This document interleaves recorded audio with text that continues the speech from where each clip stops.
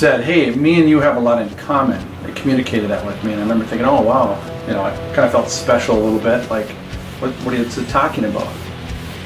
But that night I went to sleep, and when I woke up changed. It didn't feel demonic or spiritual, it felt entirely physical. And I remember walking home as a teen, and I remember I cried as I walked home.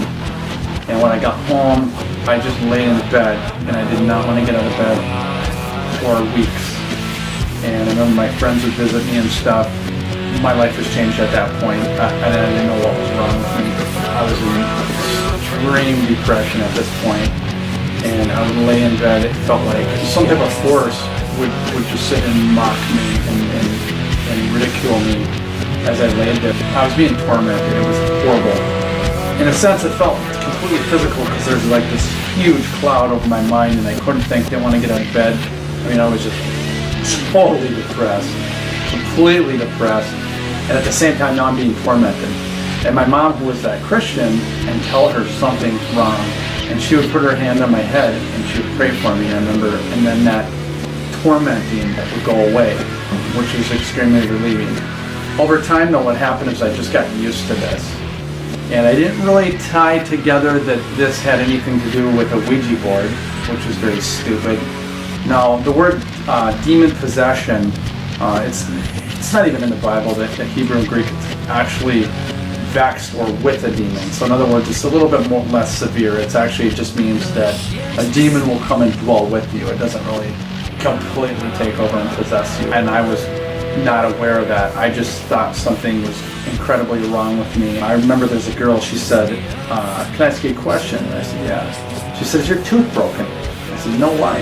She said, I have known you for years, and I have not seen you ever smile one time. So anyhow, I just got used to living this way. It was absolutely horrible.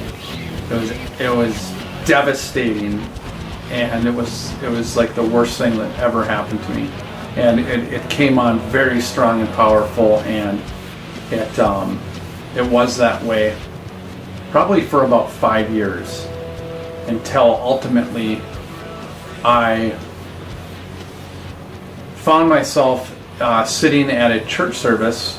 That extreme darkness and depression that was on me, that emptiness, that would leave while I was at the church service. And that made me incredibly suspicious that the power of Christ was real.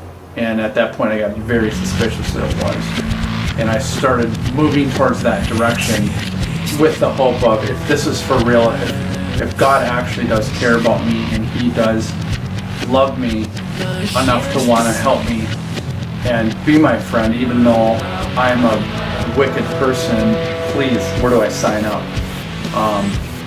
If I can have a new chance. So I moved in that direction in the way of reading my Bible a little bit each day. After doing that for a period of 2 weeks, my mom agreed to pray with this lady that this demon would leave me in Jesus' name. And the night that they prayed together, while at the same time I had been 2 weeks into starting to read the Bible a little, that dark force left me.